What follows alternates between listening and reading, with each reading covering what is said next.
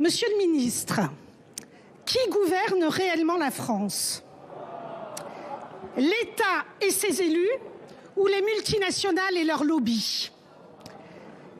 L'affaire Nestlé est en train de devenir un terrible scandale d'État. Les révélations de l'enquête menée par Radio France et par Le Monde sur Nestlé confirment en tout point ce que je dénonçais dans mon rapport en octobre 2024. 1. Que Nestlé a fraudé. Une fraude avouée et avérée de plus de 3 milliards d'euros. 2. Que Nestlé a fraudé au vu et au su des ministres. 3. Que cette fraude s'est faite contre l'intérêt des citoyens.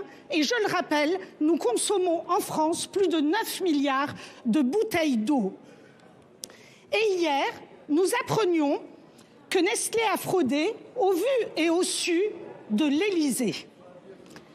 Depuis 2017, Emmanuel Macron offre liberté et largesse aux multinationales. Je ne m'étendrai pas sur les Uber Files, et vous savez très bien de quoi je parle. Je dénonce ici le rapport plus que problématique de la Macronie avec les intérêts privés.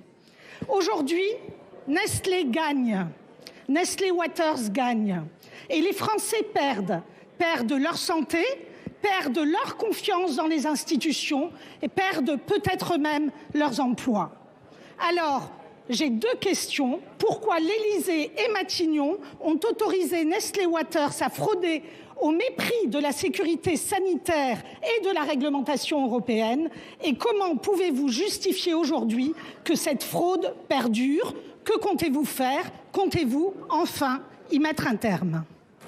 Pour vous répondre, la parole est au ministre en charge de la Santé et de l'accès aux soins. Yannick Noder, vous avez la parole, mon cher collègue. Merci, Monsieur le Président, Madame et Messieurs les sénateurs, Madame la sénatrice Guhl. Permettez-moi tout d'abord de repréciser un certain nombre d'éléments extrêmement importants. Vous savez que la qualité de l'eau en France, et particulièrement dans notre pays, est particulièrement contrôlée.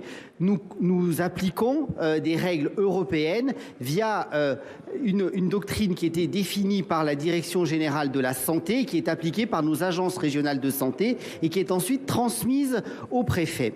Deuxième point, nous avons effectivement un bon nombre de contrôles. Vous le savez, sur une année comme 2022, plus de 4000 contrôles ont été effectués dans plus de 99% d'entre elles, conformes aux réglementations en vigueur. Sur le troisième point, qui est le sens de votre question sur la fraude, oui, effectivement, sur l'étiquetage, il y a effectivement une fraude et donc qui a donné lieu à un contrôle, tout à fait, puisqu'il y a eu utilisation d'UV, de filtres à charbon.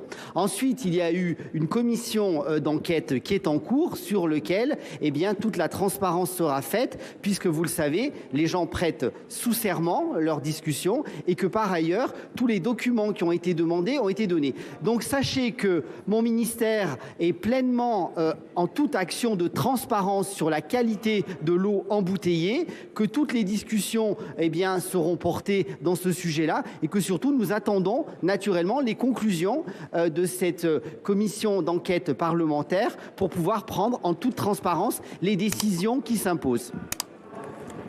Merci.